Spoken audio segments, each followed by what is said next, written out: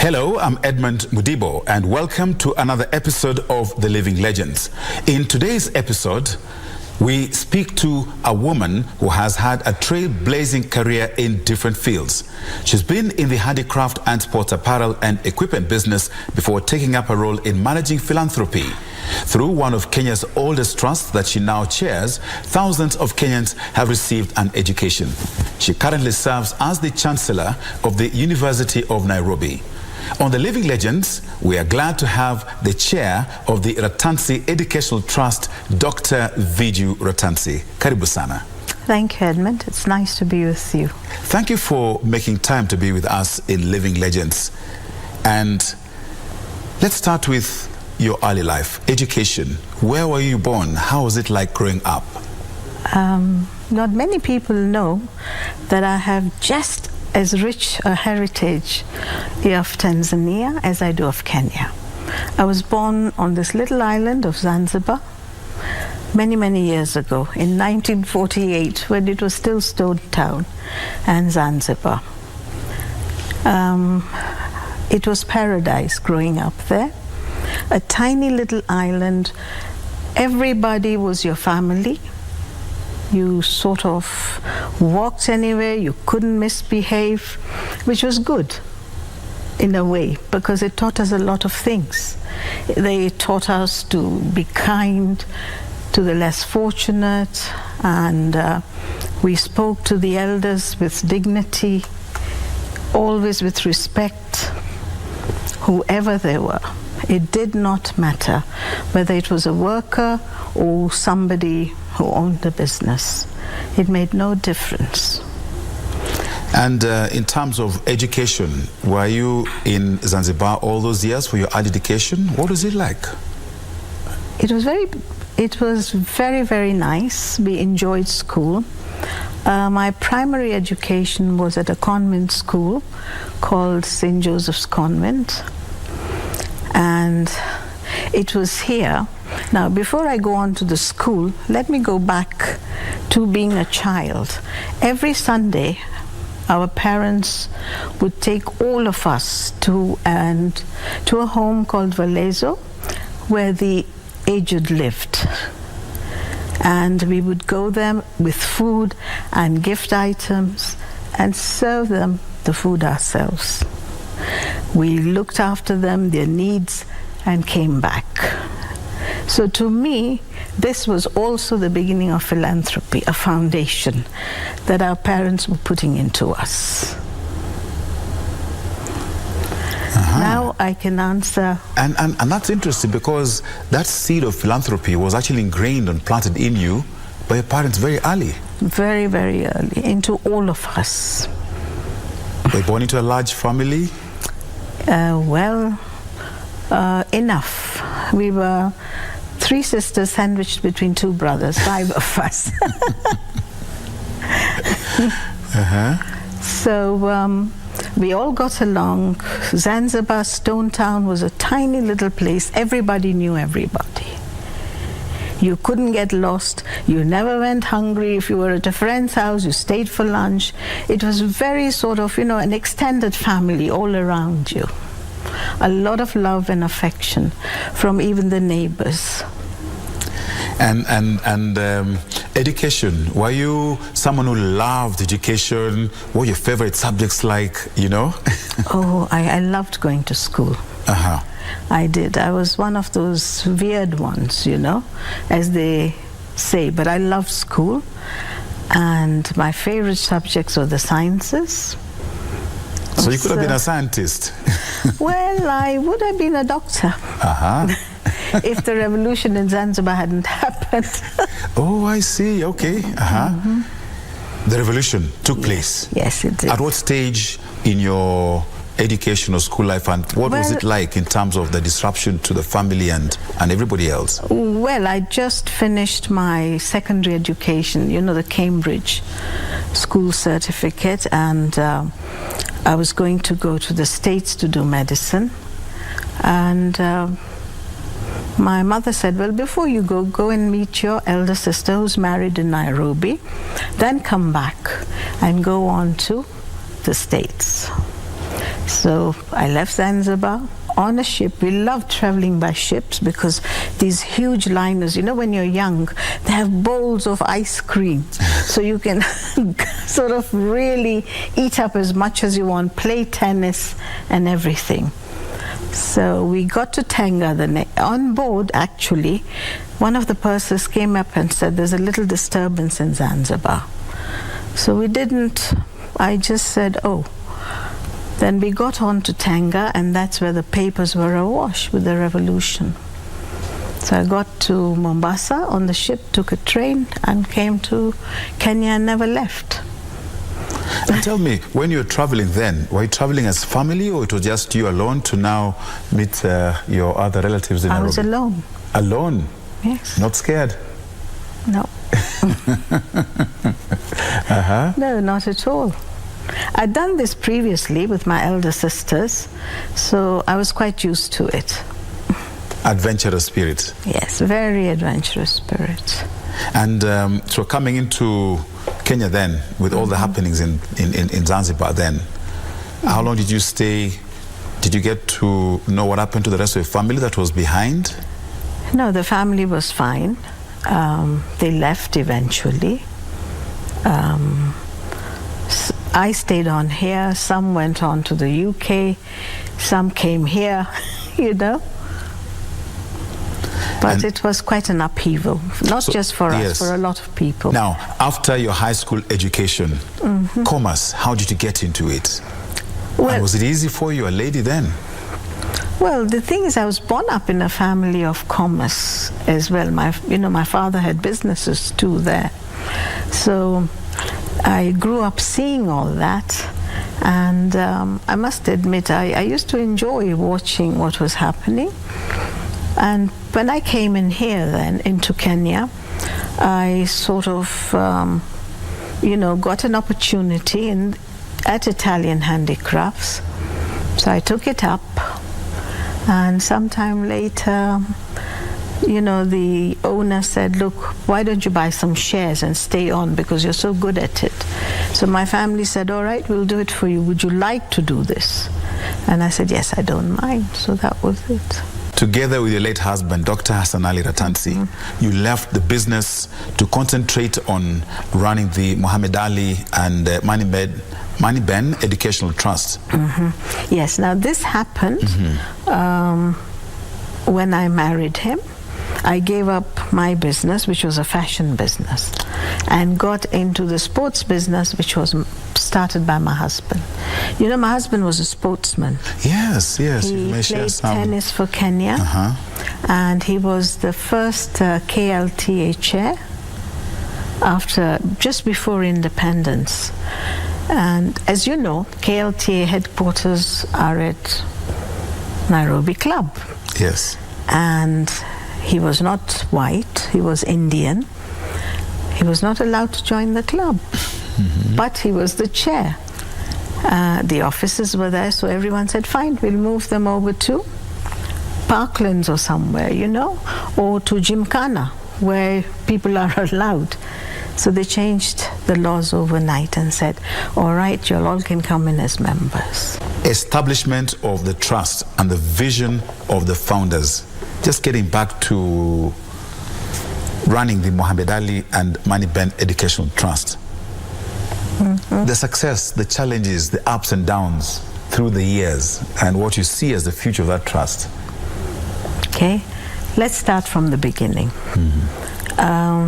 My father-in-law one day decided, all the children, my husband, all his siblings were born in Nyeri. And when my father-in-law came and mother-in-law to Kenya, there were no roads. They used to walk from Nairobi to Nyeri. So that was from Nairobi to Naivasha, over the Aberdares and into Nyeri. So they lived on the mountains. They lived with the Dorobo, the Kikuyus, whoever were there. There was a little manyata for them. And there was this closeness that grew. That, combined with the fact that my father-in-law, when he was like 72, I think, yes, said Kenya has given me a lot of happiness and my wife. So he called my husband and he said, I want to do something for my country. This is our mother.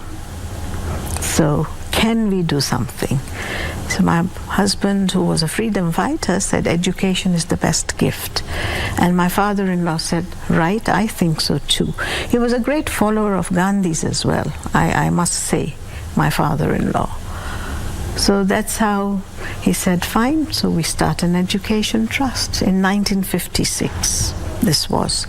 So in September 1956 was born the Ratansi Educational Trust. It was actually called the Maniben Muhammad Ali and Maniben Ratansi Educational Trust then. That's how it was born. Now, it was very different to other trusts because whoever started a trust in those days had it for their own communities. But this trust was for everybody.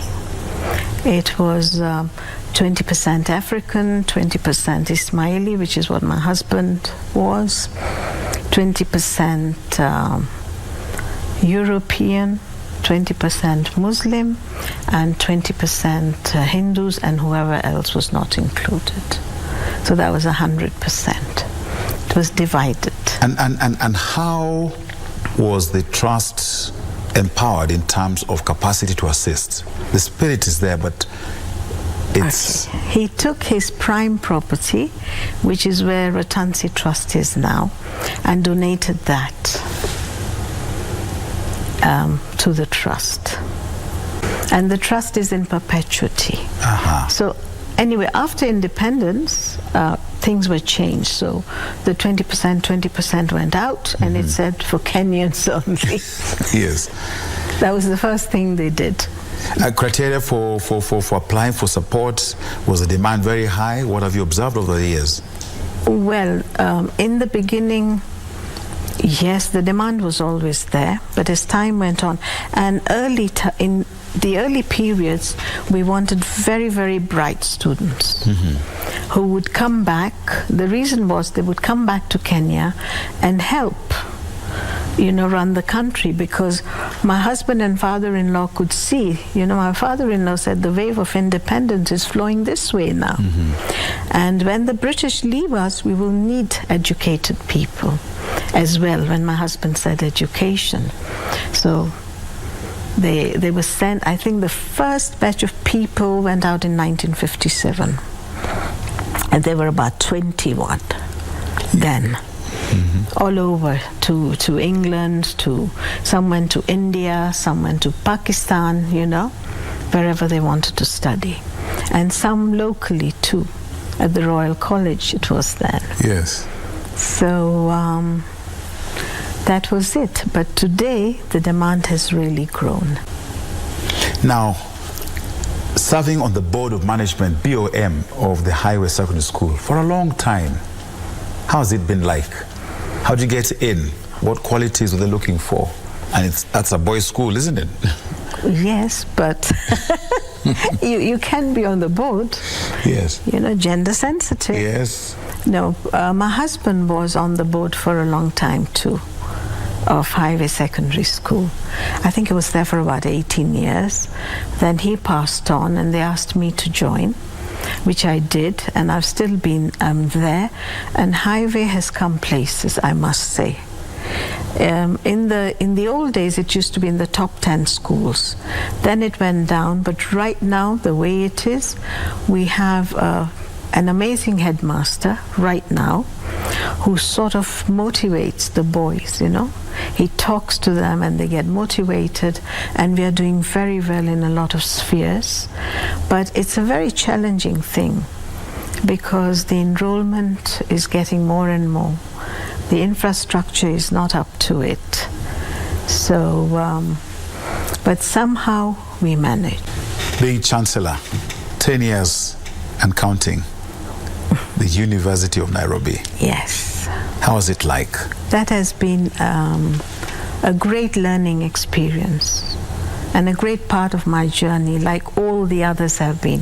KCDF, Siderak, Highway Secondary, so has the university. I've enjoyed it thoroughly, And I've been fortunate enough to go, to go through 2 councils.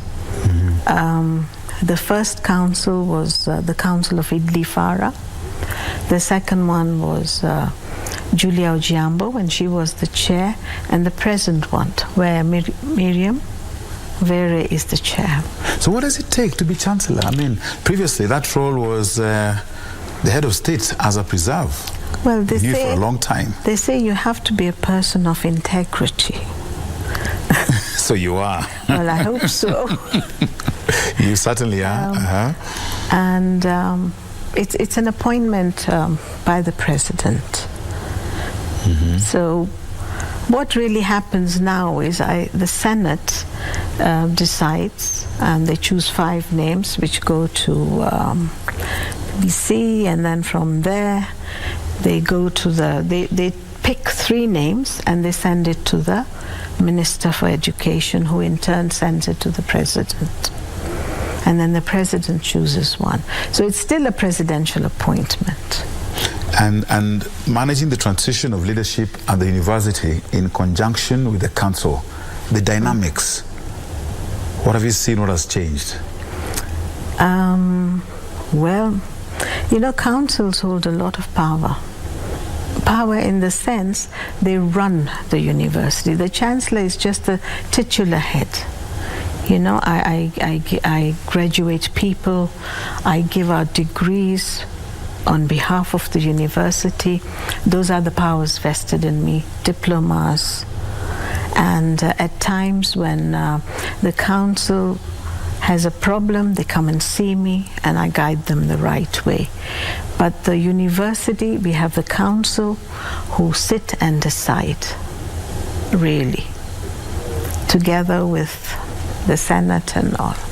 But the council is the heart, as is the Senate, as is the Vice Chancellor.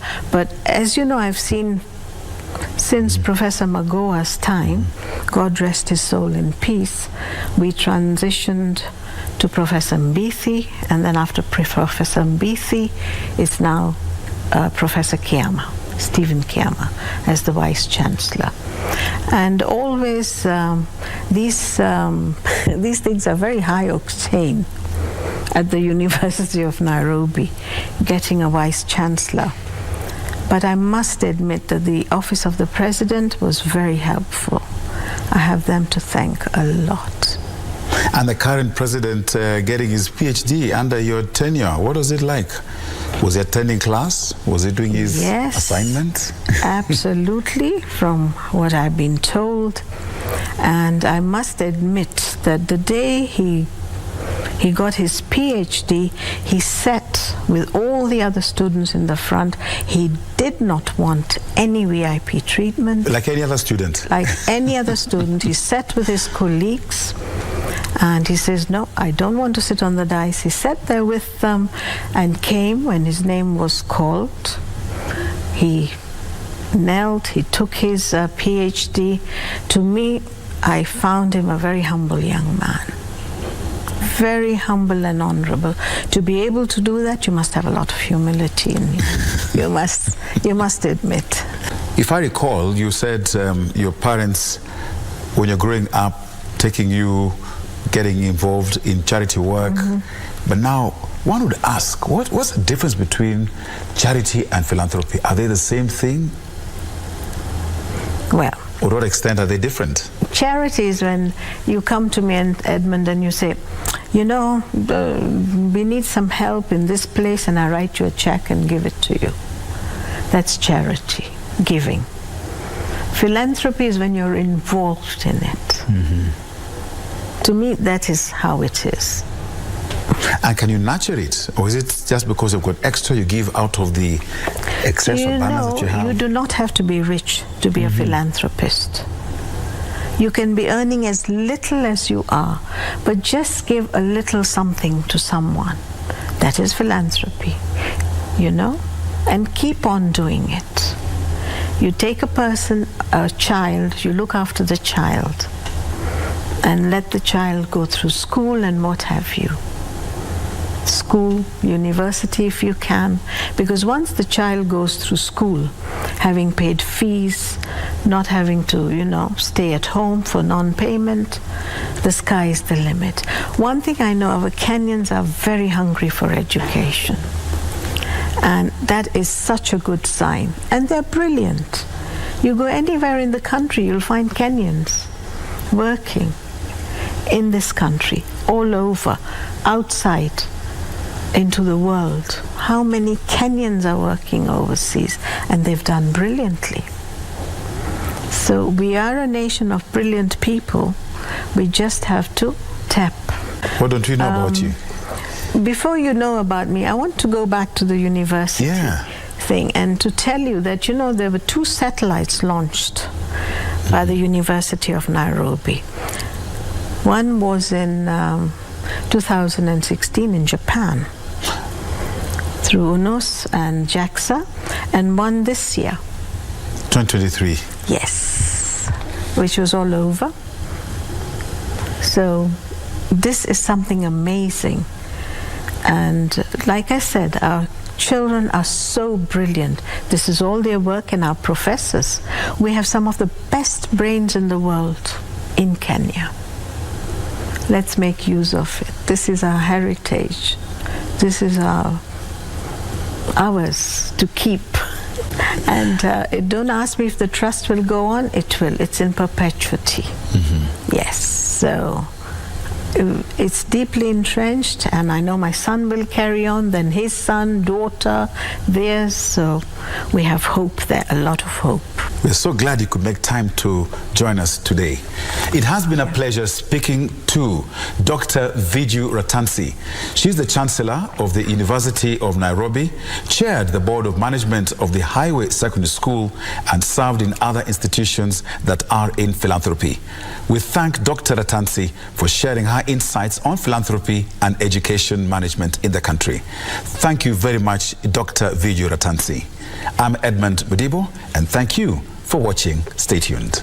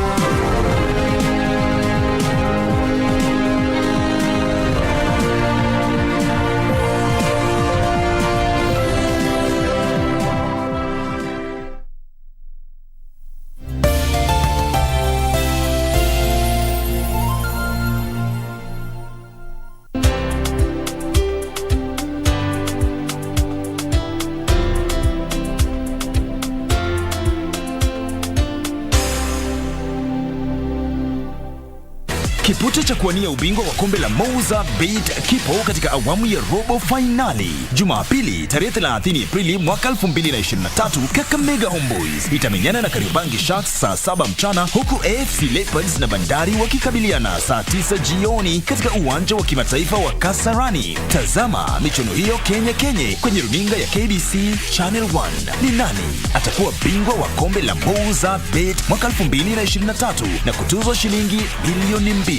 Nani atatabasamu hadi benki na kutia kibindoni shilingi milioni 2 pesa taslim kutoka Mouza Bet, live kwenye KBC Channel 1, mwenzio wa dhati michezoni. Yuko tayari kutoka, lakini atazaliwa wakati wa kuolewa.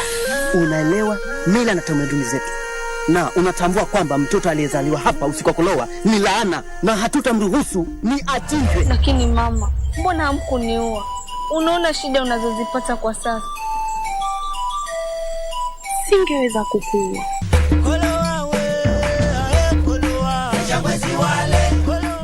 It is Nuremberg at home against Stuttgart, and this is a repeat of the final almost 16 years ago. VfB Stuttgart's 1-0 win over FC Nuremberg secured them a place in the last four for the first time since reaching the final in 2013.